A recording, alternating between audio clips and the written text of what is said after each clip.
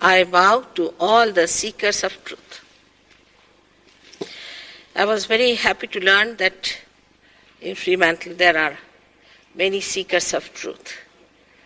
Maybe the blessings of the sea and the expanse gives rise to the curiosities to know what is beyond. And the time has come today, I think, that we are trying to find out what is beyond this human awareness, what is beyond human endeavor. Is it all a fruitless life? So many questions are peeping in.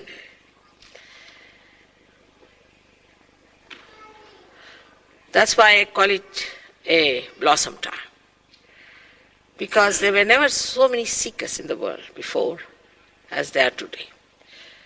Of course, in ignorance, they might be misled into wrong paths, and they might be completely disillusioned as well. But whatever may be, truth exists. It is there. And to find it out should be the easiest thing for us. It should not be difficult, because it is so vital and so important. Whatever is vital has to be very simple, and so we call it Sahaja. Sahaja also means spontaneous. It means born with you. It's the spontaneous happening of this living process within you of sprouting the Kundalini, just like a seed sprouts when you put it in the Mother Earth. You can't pay for it, first of all. No, you can't. You can't have a course in it. It's not mental. It's something that is inside.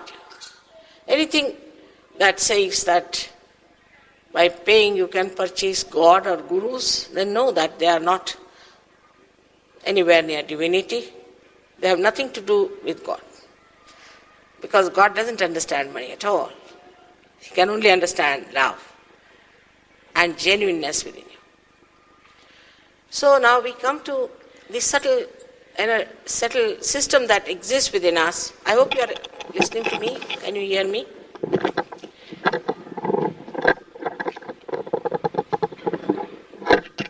This subtle system that exists within us has been known to many people since long, but was kept a secret. I would say there were very few flowers on the tree of life at that time. And as I said, this is the blossom time. And many people have to have their realization. So this is the breakthrough into the evolutionary process. As you are a human being, you have to just have a little more jump to get to that point where you become the spirit. It is your own. All the system belongs to you, is within you. Only thing that one enlightened candle can enlighten another candle. That's how it works out. But there's no obligation. It's just we can say a triggering or like a catalyst it works. Now in this system, yesterday I was telling you about is there are 3 type of channels you can see clearly. Have you talked about that to them? No. Now these channels are, the first one is the left side channel, which supplies to the left side sympathetic nervous system. But in Sanskrit language, it is called as the Ida Nadi. Also, it is called as the moon channel. Is the left side which caters to your subconscious mind and to your collective subconscious. On the right hand side, there's another area which we can call it as the one which nourishes the right sympathetic nervous system. This one is for your future. So we can say that the left one is the one which emits the power of desire, and the right one emits the power of action through your physical and mental being. So we have these two sympathetic nervous systems within us. In the center is the parasympathetic nervous system, which in Sanskrit called as the Sushumna Nadi. So the left is the Ida Nadi, which is the moon channel. Right is the Pingala Nadi, which is the sun's channel. And the central one is the Sushumna Nadi, through which we have now come to this stage of human awareness. From amoeba to this stage we have arrived through this system of parasympathetic activity. And whatever we have achieved through our evolution, we can feel it on our central nervous system. For example, if you have some dog or or an animal, a horse, it can pass through any dirty lane. It doesn't see the beauty of a building. It just goes through.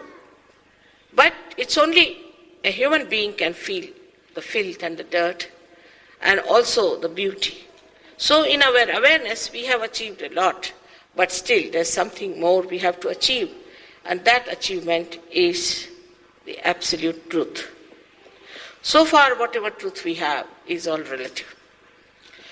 We are finding this is nice, somebody says this is very nice, somebody says that's very nice. Somebody says communism is good, somebody says capitalism is good, somebody says this religion is good, somebody says that religion is good.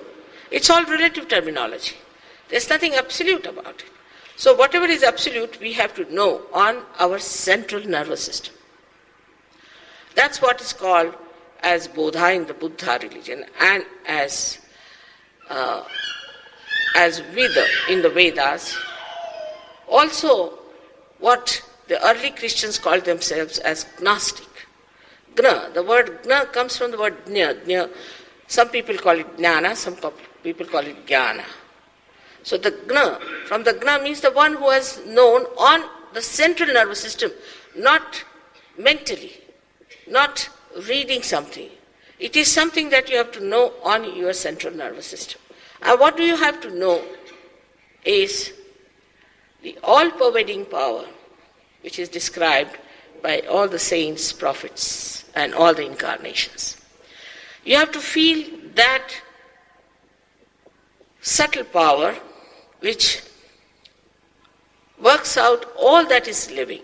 We cannot explain how it works out. A little seed sprouts, becomes a big tree, and the tree bears so many seeds, which has so many trees. So the one little seed has all the maps of all the progeny it is going to produce. It's a tremendous thing.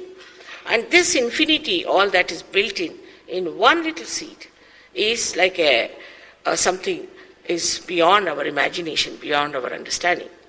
In the same way, within us lies this very subtle system which works out the last ascent. There's the power, as he must have told you, is the triangular bone called as sacrum, called as Kundalini. The other day somebody asked me the question that people say the Kundalini awakening is a very dangerous thing. It's not at all, because Kundalini is your pure desire. So now we have three powers. As I told you, the first power we have is the power of desire, ordinary desire. Now, desire is never fulfilled in general, is a principle of economics, as you know, that in general is never satiable. Supposing today we want to buy a car, all right, you have a car, they want to have a house, and we want to have this, and want to have that. Whatever we have, we cannot enjoy. The desire goes jumping from one to another. That's power of desire. And the second one is the power of action, by which we put in physical effort and mental effort. We think, we'll have this, we'll work it out, we plan it. And sometimes that also leads us nowhere. And we really get absolutely flabbergasted the way we have missed the point. So all these two powers work separately, but human beings have a capacity to go to extremes, to left or to the right. If they go too much to the right, they cause a problem to their centers, which I would say are like this in the center. Now the left and the right, and in the center you see this is, you can say, is the spinal cord. Now in this lies the center, the subtle center. Now if you use too much of this or use too much of this, it breaks. When it breaks, you lose the control, or you can say that the connection with the whole is lost, and you become on your own. That's how diseases like cancer set in. Cancer is simple thing that you go to extremes on the right side or to the left side, and it's when it is triggered also by the right or the left side, it just separates like that. And then the cells start growing on their own, which is called as malignancy. Now somehow if you can bring them back to their original position, cancer can be cured. There are so many things like that which can be corrected very easily only if you know the fundamentals, the roots on which we stand. Our civilization has grown outside like a very, very big tree, but we haven't found out our roots. That's why they're writing these days that we are on the verge of shock. This is going to happen, that is going to happen. We have to find out our roots. Now, when we depend so much on science and advancement, we have to understand that it has certain defects in it. For example, science doesn't have any humanity. Science doesn't have any consideration of love and affection. It has no art in it. It has no consideration for other human beings. Science is blind. And if you go after science to that extent that the whole nation becomes blind, then it's possibility that you might just create some thing like atom bomb, hydrogen bomb, devil sitting on our heads, you see, telling us what we have created. So to get the balance, we have to see to the roots of this tree. And the roots are within ourselves, which we have to find out. These roots are, as he has told you, these three systems that work within us. One, which is the desire power. Another, which is the thinking power, you can call it, or a mental understanding that we have about things, or mental action, and the physical action. The central one is the ascending. As Christ has said that Holy Ghost will have three capacities. One is the comforter, then comforter is the left side. Then counselor is the right side. And the central path is the ascending path, is the redeemer, by which you are redeemed. Now, when one system starts working, say the right system, which works very much in the modern times with people, we are planning like mad, and all the time thinking to create something new, to create something great. In that endeavor to create something new and to create something great, what do we do is to use our right side too. Now if you see, the right side is connected to a yellow colored center, a chakra, a sukshma chakra. Now this yellow center is the one that represents the energy for all the organs of the stomach. It helps to work out your liver, your pancreas, your spleen, kidneys, and part of your intestines. But it has some very important work to do, and that important work is to convert your fat for the replacement of the grey cells in your brain. That fat is converted to make it into grey cells. Now when you use too much of your brain, all the times you start using it too much, then what happens? There's an imbalance. And you start neglecting the viscera, which is the organs of your stomach. At that time, all these things like your liver, your pancreas, your spleen, your kidneys, all of them go out of order. I'm just giving an example of one side working too hard. So such people might get liver troubles. The liver is responsible for absorbing the heat in the body. It absorbs all the heat that you have, and then it releases into the water which is in the blood. But when the liver goes out of order, the heat remains as it is. Then it starts spreading upward. When it goes upward, it can cause asthma and all such diseases which are due to the heat of the liver. Then, if your pancreas is also neglected, then you get a disease like diabetes. Now, diabetes is a disease very common with the people who think too much, who sit on their chairs and are planning.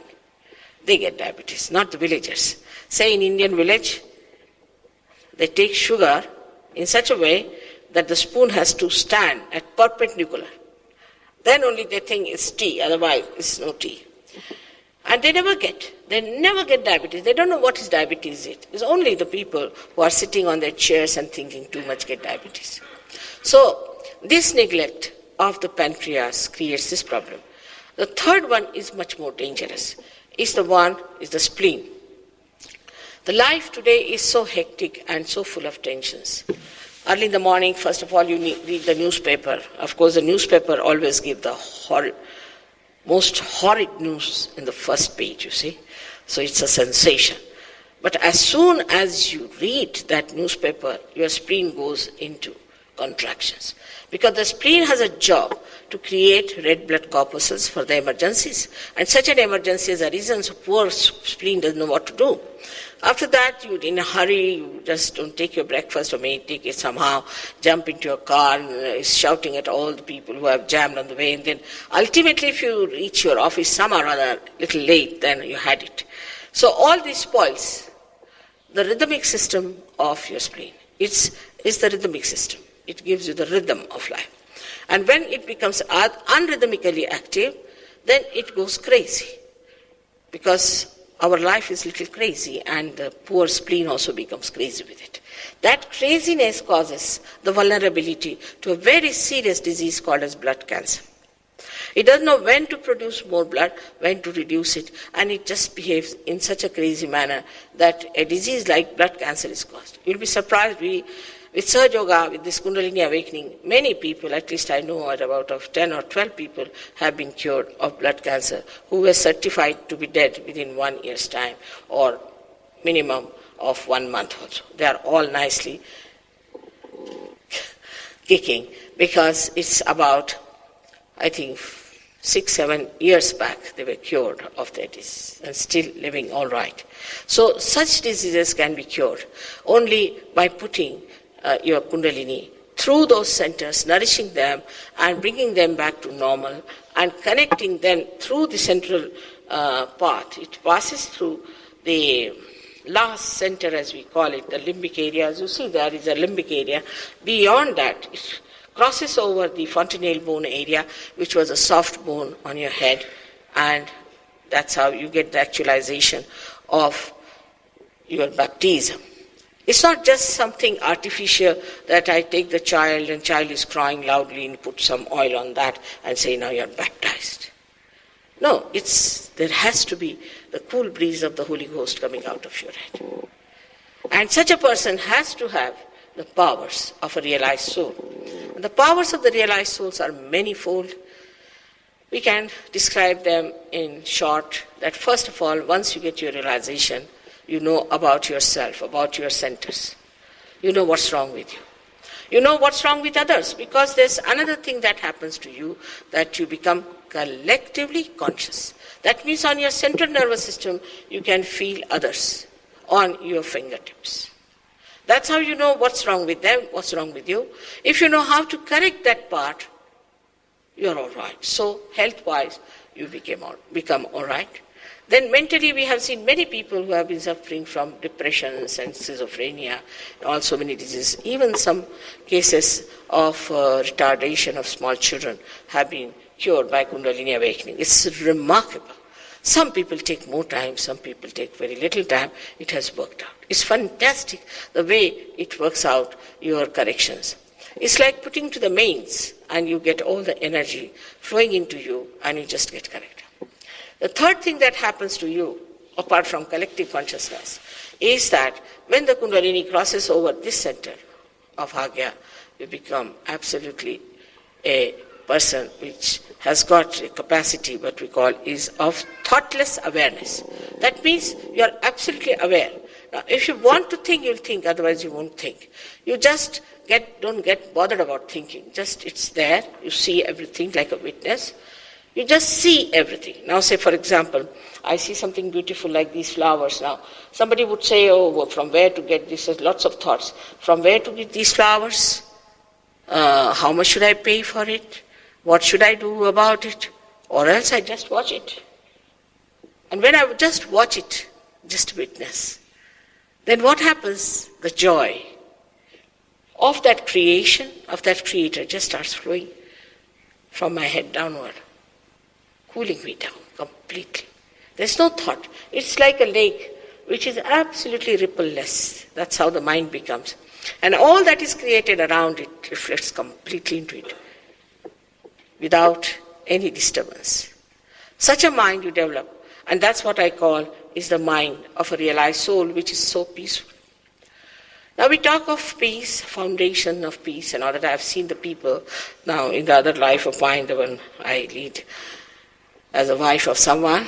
I've met many people who are supposed to be Nobel Prize winners on peace and who have founded peace foundations and things. But in the foundation there is no peace at all. They are one of the most disturbed people I've come across. And how can they emit peace to others when there's no peace within yourself? And this is your own glory, your own quality within yourself. It is just to be awakened to have that peace. That as if you go from your peripheries to your axis and you are just looking at all those things that are happening. This is the peace that you develop. Then you get the capacity to know the absolute truth. For example, you can feel it on your fingertips. Now supposing there's a gentleman just coming out of the jail and wearing these robes and things, comes to Australia. I see everybody thinks he's a big guru. How will you make out whether he's real or not? In the beginning, he may not even take money from you, but ultimately he will. I mean, that's the attitude. After all, he's come all the way here, not for your benevolence, but for some money-making propositions. But still, if you put your hands towards such a person, you feel heat in your hand. Maybe sometimes it's blistering, might.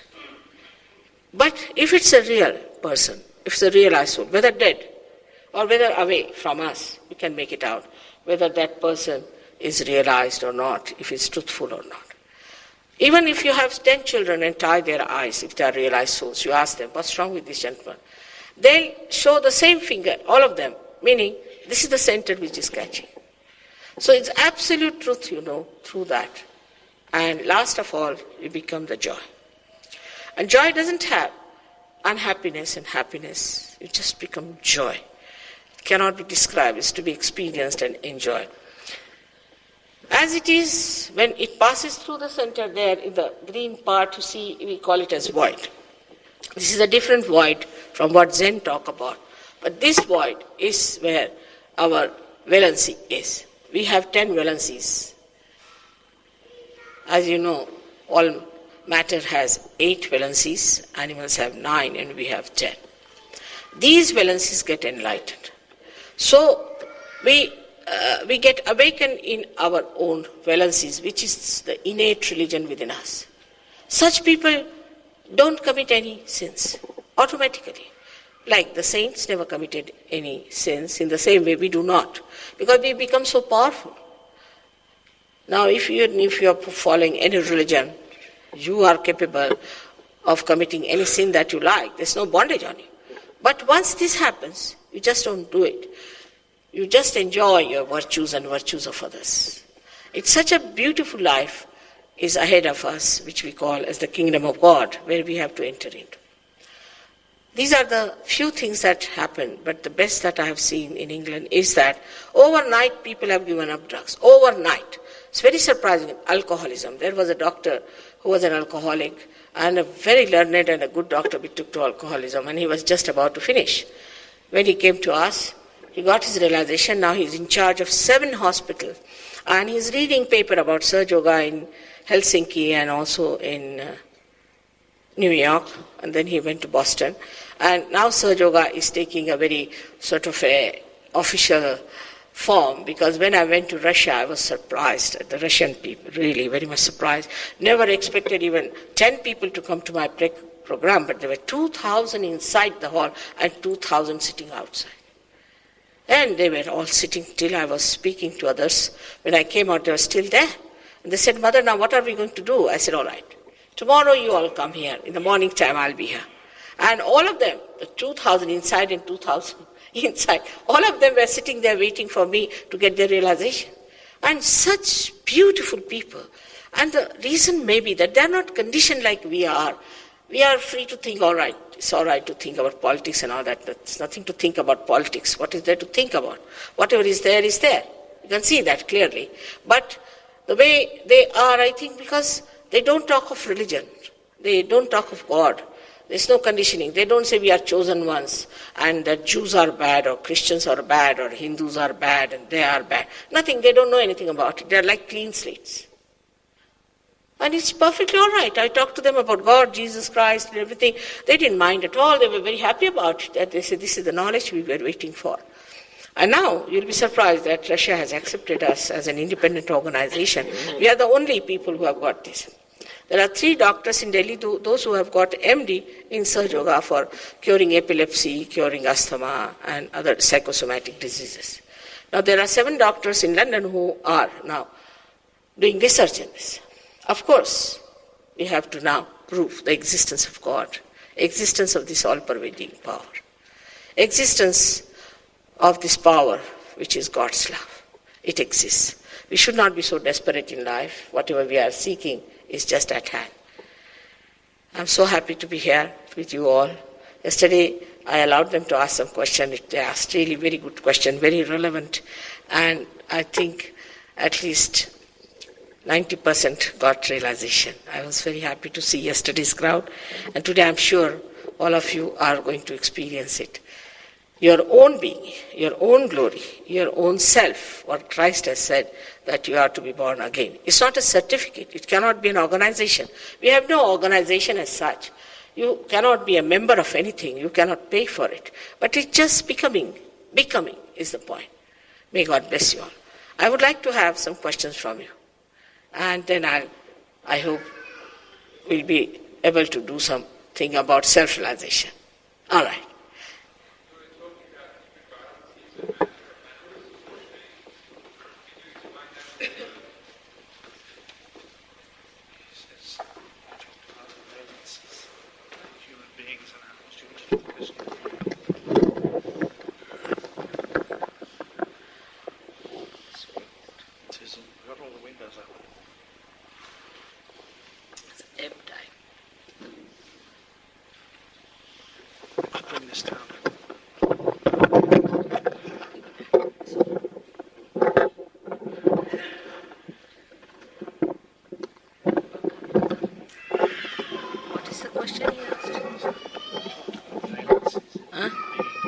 Valency. Have you been a student of chemistry, please? The gentleman who asked me about valency? No. All right, then it's quite a big story. How to explain? You see, if you see the periodic laws of all the chemicals, you'll be amazed how they are planned out. They are divided into 8 different categories, and where there are 2 types of chemicals. One which given to others and joined, and some which take it from others and join. So that is what is the valency. For example, something like hydrogen has 1, oxygen has 2, like that. And at the end of it, the last is the 8 valencies, as they call it. So there could be 4 plus or 4 minus. In the human beings, we have 10 valencies. And these 10 valencies act.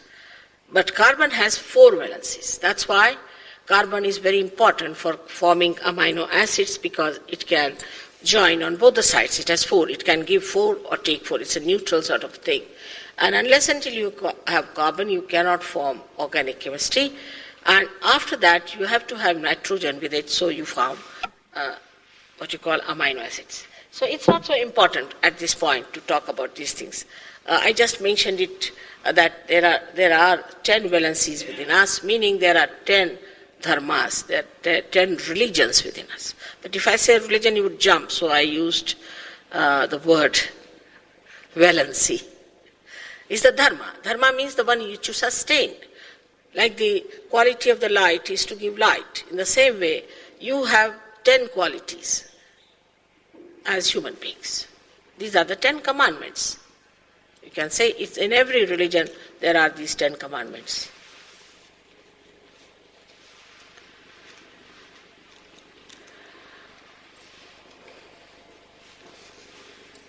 पंखा लगा नहीं वो नहीं पंखा नहीं ला चलो ये नहीं चाहिए मुझे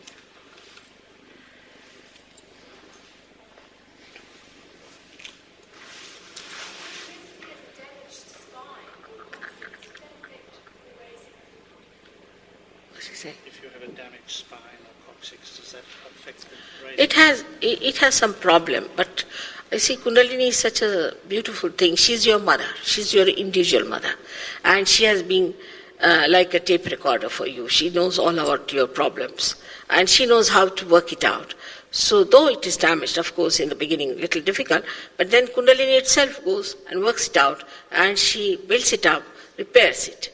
It's so beautiful, the way she looks after. Supposing you have a liver problem, of course you'll get your realization. But then she will go down to the liver and show that, see, this is the point. You can actually see the pulsation at the liver point, just like heart.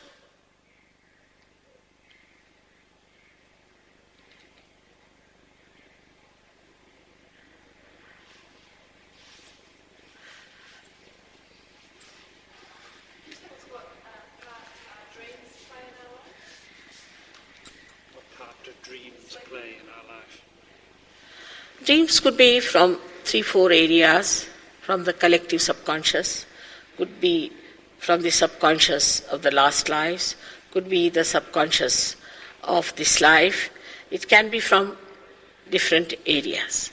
And unless and until you are a deep person, you cannot decode it and understand it. It's all haphazard and comes.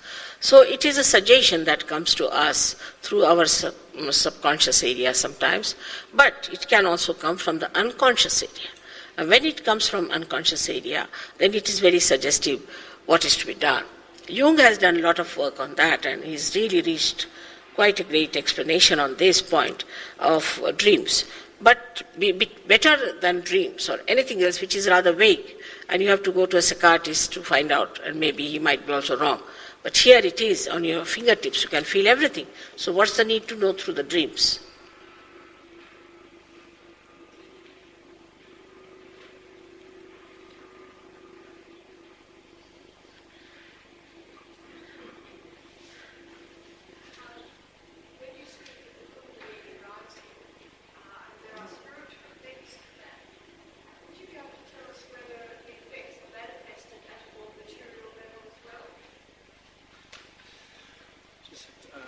When the Kundalini rises, there are spiritual effects. Does this spill over into physical effects as well? Yes, there are. There are many physical effects. You can see that the pupils dilate and your eyes start sparkling. Then also you start feeling the cool breeze on your fingertips. You can feel the cool breeze coming out of your head. And I've seen people who got realization. And I met them after 1 year. I couldn't recognize them because they had suddenly become very young, about 10 years younger than what they were. And the face shines and the skin becomes very nice.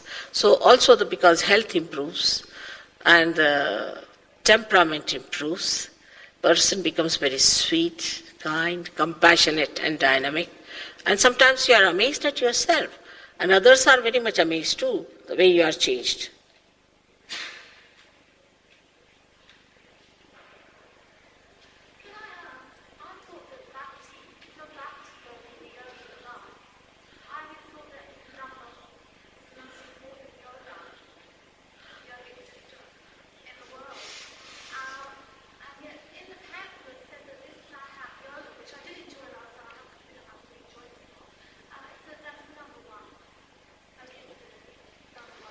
She thought that bhakti bhakti yoga is the most important in the world? Yes, it is. Please be seated. I'll answer that question to you. Bhakti yoga means devotion to God. It's very important.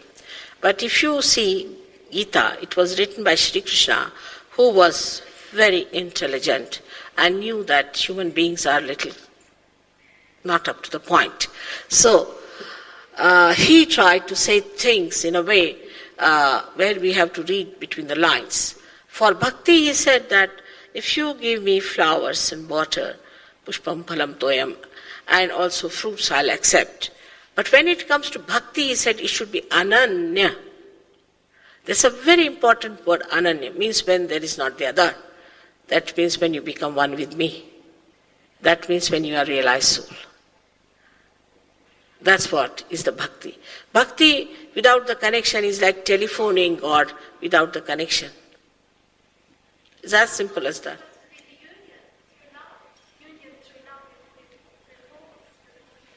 She says, but surely bhakti means union through love.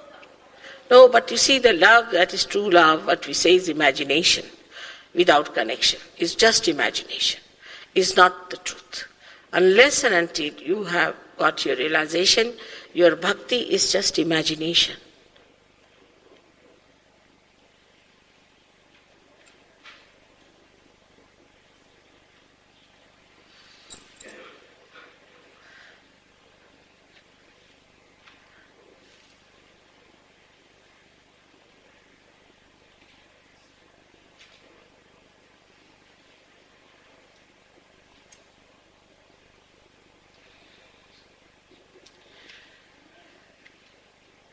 Anything else, please? If a person has been practicing yoga and starts experiencing a lot of negative emotions, rage and anger, what part of the kundalini what part of what chakra If a person's been practicing yoga and experiences a lot of negative emotion like anger, what part of the subtle system is affected? You see, the so-called yoga is just the right side activity of prana. Actually, Patanjali started Ha-Tha yoga. Ha means Ha is the sun, Tha is the moon. So both the things. And if you read the whole Patanjali, is so big as that. See, the Patanjali Yoga Shastra is so big. He's dealt with, first of all, the cleansing of the right side and then of the left side. And then he has talked of all these things that I'm telling you, about thoughtless awareness and doubtless awareness, that is called as Nirvichar Samadhi, and then it is called as Nirvikalpa Samadhi. All that he's talked throughout, Rutambara Prajna, he's called it to the all-pervading power. But some people who must have been to some guru somewhere and must have had the first V part of it, so they came down and have started teaching people these yogas of exercise and acrobats. This is all right-sided because it's all physical. We are not only physical beings. As a result of that, what happens? Such people dry out. Right side dries you, like the sun dries you. You dry out. I mean, you say it's true. I mean, the other day I was telling you that if you have to reach any Hatha yogi, better carry a barge pole with you because can be any time they might jump at you. They are good at curses, they are good at anger. So, that's not yoga. In yoga, you are completely integrated. Only your liver gets bad, and sometimes they get very bad, massive heart attacks also. So this is like indiscriminate use of something, like you take all the medicines from the medical medicine box without knowing what is to be done. Of course, we also use certain physical things, like supposing, as you asked me, that if there's any problem in the spinal cord, you see, we might tell you that you do a particular type of an asana. But we must know it scientifically what is to be done. Unless and until the kundalini rises, how are we to know where is the obstruction? Just before that, what's the use of doing all these things? You might be having a problem here, and you might be doing the exercise of your stomach. What's the use? So it is very scientific. You must know what is to be done where. We do use very rarely, but we do use it. But it is precise. It's a science.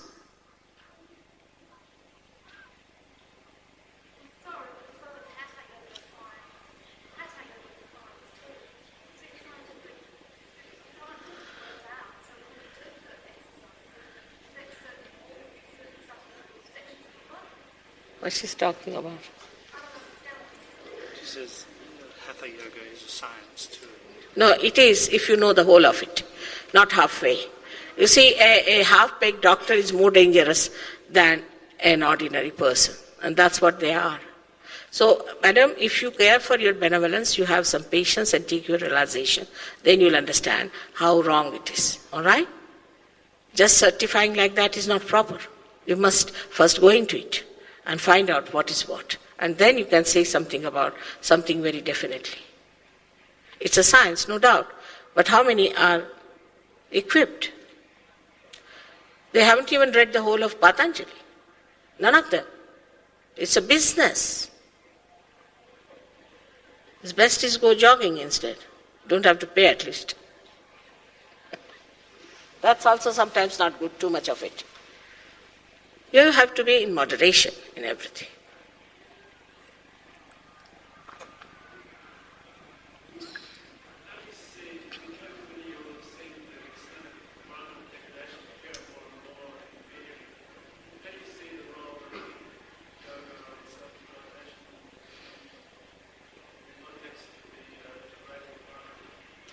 Let's see. How do you see the role of realization in Sahaja Yoga protecting the environment? Oh, very much. Very much. As it cleanses you, it cleanses also the atmosphere. There's a doctor, we have Dr. Hamid from Austria who has tried Sahaja Yoga vibrations on the trees which are afflicted by acid rain, and they were surprised that 60% of those trees which were, most of them which were lower than the 60 years of age have survived and thriving. Because this clears the whole thing. That's the vital energy which neutralizes environmental problems. Absolutely. It helps agriculture very much. You won't believe if I tell you it's so fantastic. Because understand that this is the energy from where we get everything. This energy thinks, as I told you, coordinates, organizes everything, and above all it loves.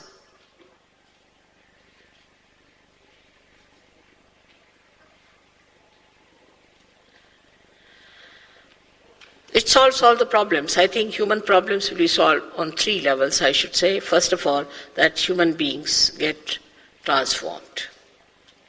So human beings improve. Then, because of collective consciousness, they relate to each other very well.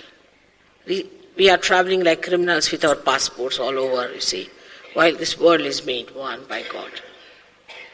And all this division by races, by religions, by all kinds of nationalities, everything disappears.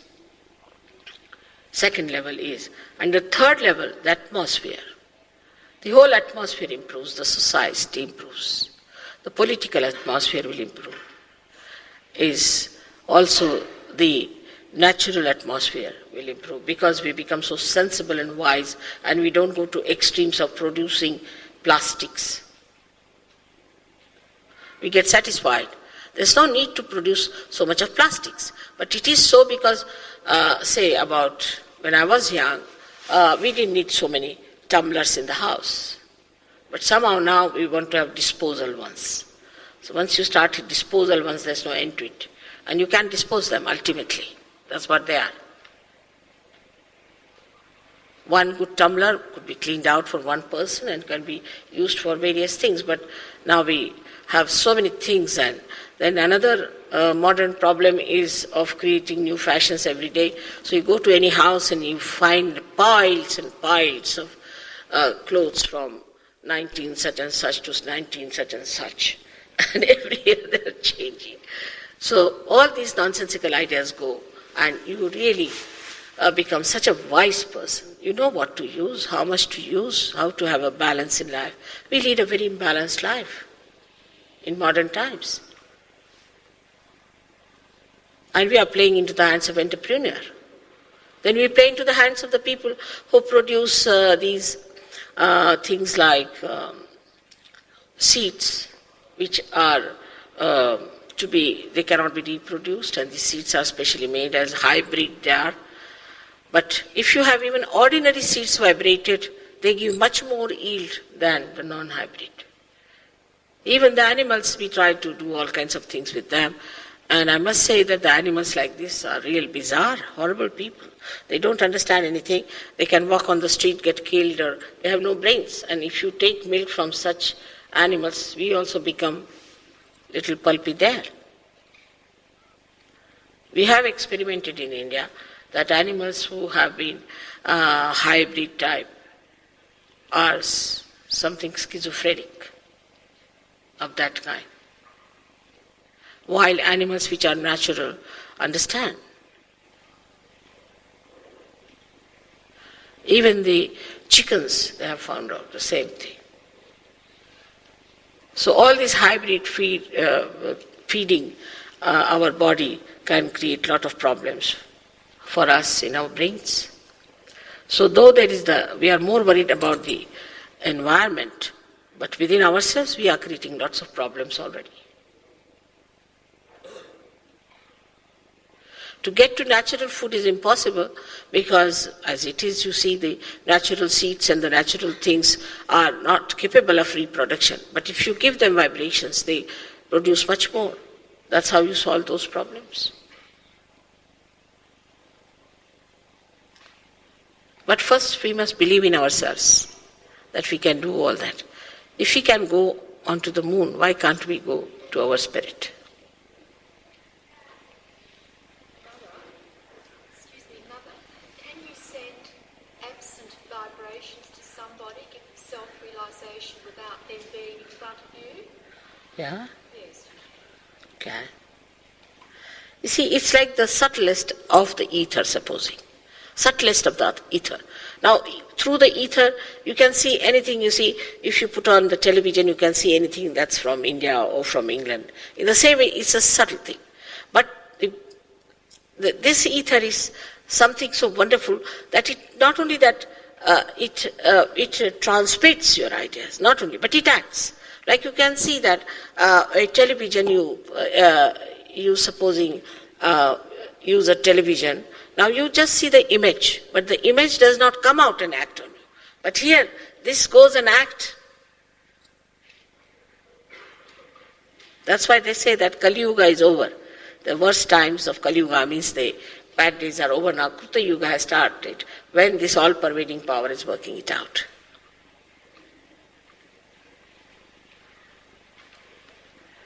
But the problem is how many are going to get to it. It said only 144,000 people. We already have it. In the Bible. It's quite, I hope they don't mean exactly that.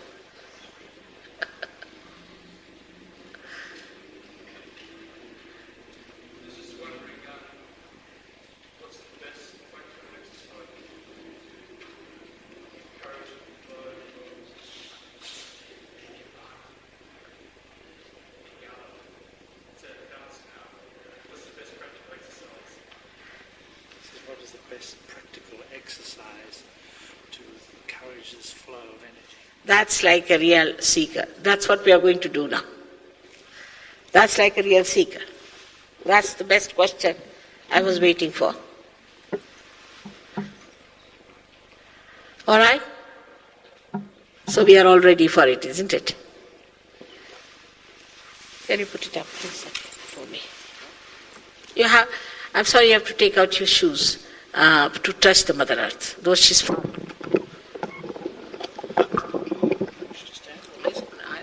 Down, you stand up. You stand up. Yes, please. You can take out your shoes also, I think. First of all, of course, as I told you, it acts spontaneously. But I will tell you this because you should know later on how to raise your Kundalini again and again, which is a very, very simple thing. At the very outset, there are two conditions, of course. The first condition is that you have to be very self-confident about yourself. That you all can get your realization. And forget your past. There's nothing like sin at this moment. Nothing like mistakes at this moment. Whatever has happened, is finished. So first of all, you must forgive yourself completely. That's the first condition. Then the second condition, that you have to forgive everybody else at this moment. Not to remember who has tortured you or troubled you. It's nothing difficult, it's a myth. It's a myth that you don't forgive or you forgive. What do? Nothing. But if you don't forgive, then you play into wrong hands. So I would request you that you just say that I forgive everyone and I forgive myself. After all, we are human beings, I see. We are not God. So human beings will create mistakes and will do something wrong, isn't it? There's nothing wrong in it. And the divine power has such powers of forgiveness. It's the ocean of forgiveness. So also not to feel guilty at all. This idea of sin and all that, I don't know from where it has come into the heads of people. So just forget about it, and I'm sure it will work out. Because today I can feel it. It's on this center, you can feel it. It's too much catching. So people are just feeling guilty that how can I get realization? You are going to get it. Have confidence. That's the promise. All right? Now he's going to show you how we are going to work it out. Both the feet have to be away from each other. As I told you, left and right side are two energies, so away from each other. Now, the left hand has to be towards me like this, in a comfortable way, whichever you want. You can put it on your lap or you can have it like this. Because it's the desire to get self-realization. And the right hand has to be put on different centers, as I tell you. First on the heart. Because in the heart is the reflection of God Almighty as the Spirit. In the heart. And then we have to go to another center on the left-hand side. We work only on left-hand side. We put our right hand in the upper portion of our abdomen. This is the center of your mastery. You have to become master of yourself. This is created by all the great masters. And we have to just awaken it. Then you go down to the lower portion of your abdomen. On the left-hand side, press it hard. This is the center of pure knowledge. This pure knowledge acts through your central nervous system. Acts through your central nervous system. Then we go up again into the upper portion of our abdomen on the center of the Guru principle, the mastery, and then again we go to the heart where we are the spirit. Then we take our right hand in the corner of our neck and our head, here, and turn our head towards the right, like this. This center is the one I'm telling you is today very much catching, which is that people feel guilty. So, the center is a very dangerous one. If it catches on the left-hand side, one develops horrible things like angina and also spondylitis. So better is to turn your head right, towards the right, fully. Now, you have to stretch your hand, not stretch your hand, but put your hand across like this on your forehead. Hold your forehead and put it down as much as you can. This is the center for forgiving others. I'll tell you later on when you close your eyes in full way. Now take back this hand on the back side of your head, and push back your head completely. Resting on that hand. And here now is the center where you have to ask for forgiveness from the divine without counting your mistakes, without counting the people whom you have hurt or anything. So just without feeling any such guilt, you have to just ask for forgiveness. Now stretch your hand, right hand, fully. And the center of your palm has to be put exactly on the spot where it was a soft bone in your childhood. Press it hard, put down your head. Now here, push back your fingers as back as possible and put a pressure on your scalp. Now you have to move the scalp very slowly, clockwise. Clockwise, very slowly, 7 times, just like that.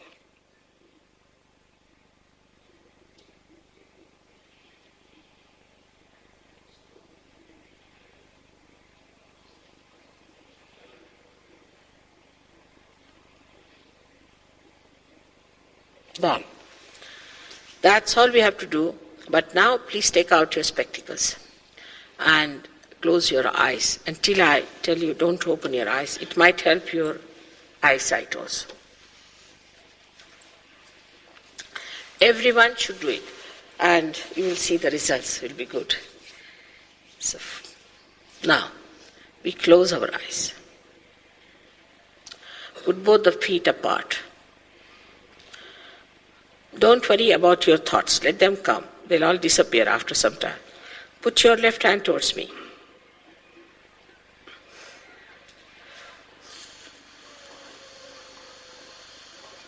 Put your right hand on your heart.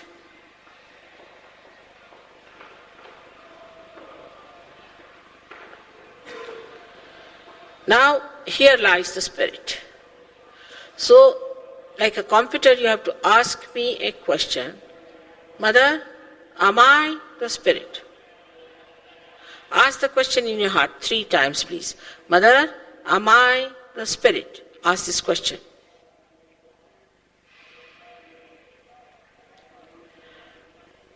Now, if you are the spirit, you are your own guide. Because in the light of spirit, you know your way, you become a master.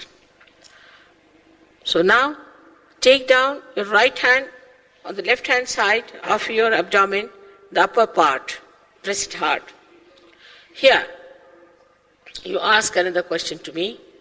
You can call me Mother or Shri Mataji, whatever you like. Mother, am I my own master? Ask this question 3 times.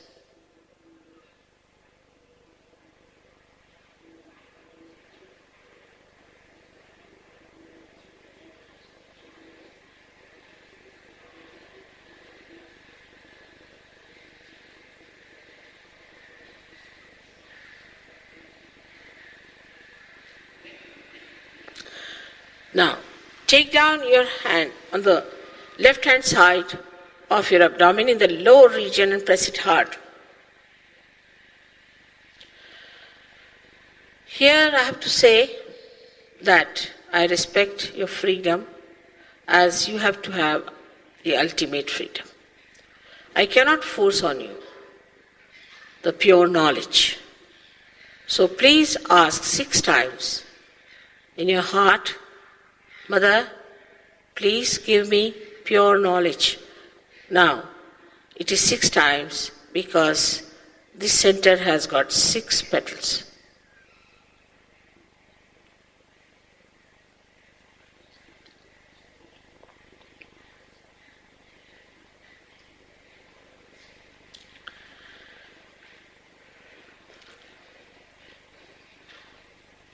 As soon as you say that, the Kundalini starts moving upward. So we have to now nourish the upper centers with our self-confidence. So now take your right hand in the upper portion of your abdomen, press it on the left hand side, and with full confidence you say to open this center, Mother, I am my own master. Just say that 10 times. It has got 10 petals. Mother, I am my own master.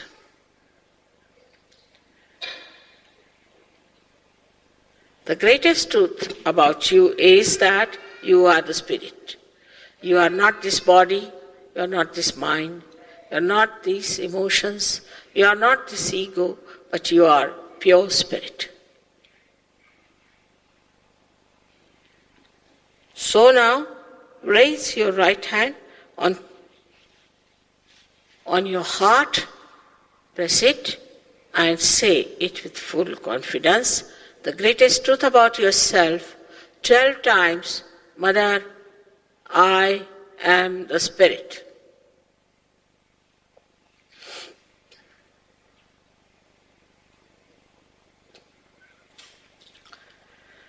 The all-pervading power is the ocean of bliss and of peace. It is the ocean of knowledge and joy. But above all, it is the ocean of forgiveness. So whatever mistakes you might have committed can be easily dissolved by this power of forgiveness. So please forgive yourself, and now raise your hand, right hand, in the corner of your neck and your shoulder, and turn your head towards the right side. Here, with full confidence you have to say, Mother, I am not guilty at all. Please say it 16 times. Mother, I am not guilty at all.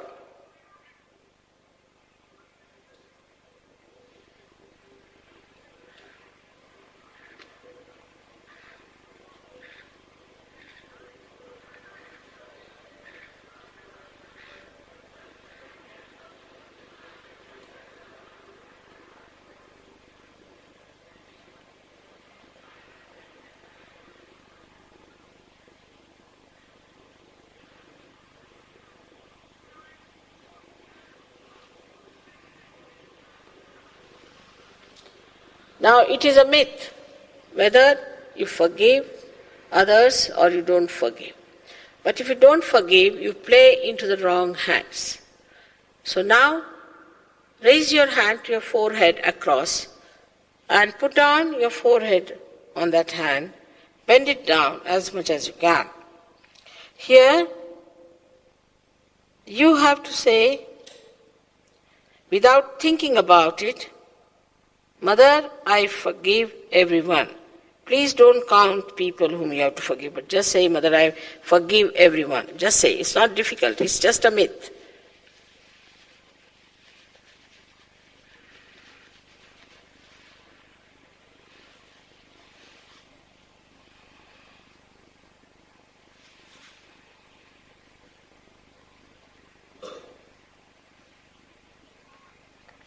Say it from your heart. Mother, I forgive everyone, from your heart, not how many times.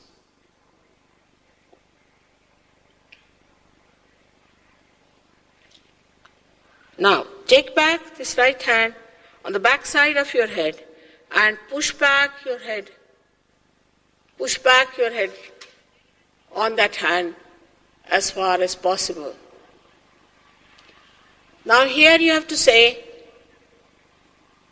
without feeling guilty again, from your heart, Mother, or you can say the divine power, if I have done any mistakes, please forgive me. This is the time you don't have to count your mistakes. Just for your own satisfaction, you are saying that from your heart. If I have done any mistakes knowingly or unknowingly, please forgive me. This forgiveness you are asking from the divine power, which knows everything about you.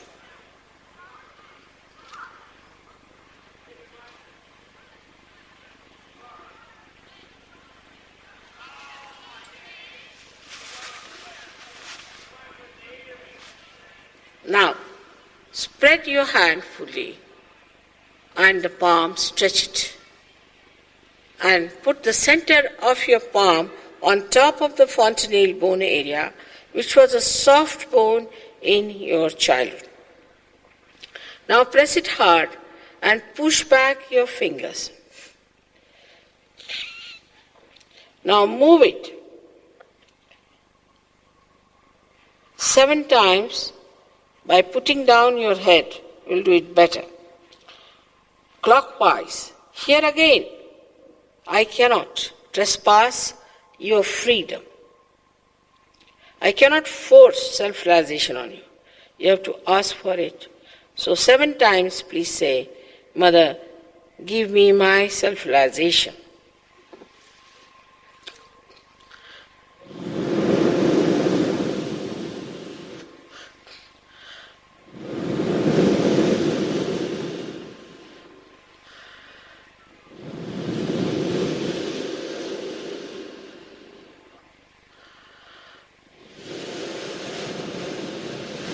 Push back your fingers, please push back your fingers.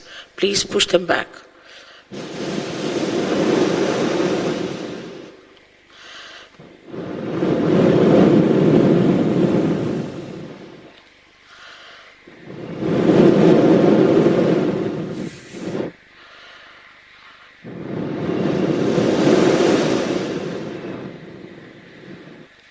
Now take down your hands, please. Open your eyes.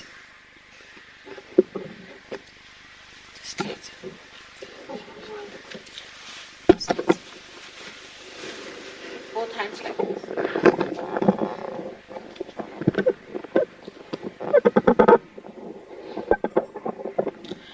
Right hand towards me, like this. And bend your head.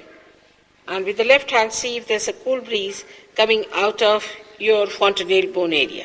You have to certify yourself. Now don't start doubting, because you see it is coming out of your head. Just try to see here if there is a cool breeze coming out of your head. Maybe wee bit. Some people get it here, some people get it closer.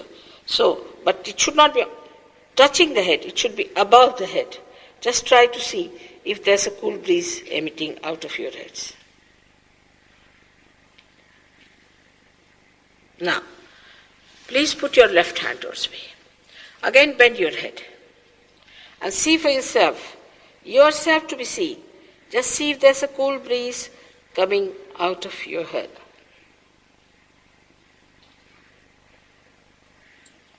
Now, put your right hand again, last.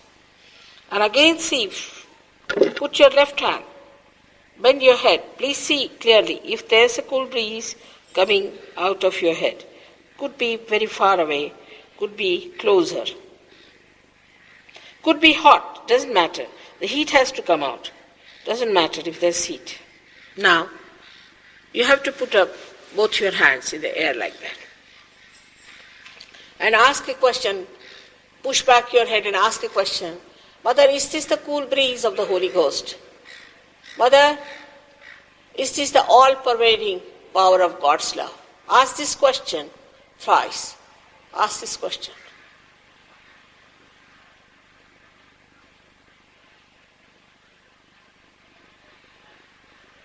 All right. Bring it down now. Now watch me without thinking. You can do that. You can watch me without thinking. Now those who have felt the cool breeze out of their fontanelle bone area or on their fingertips, please raise both your hands.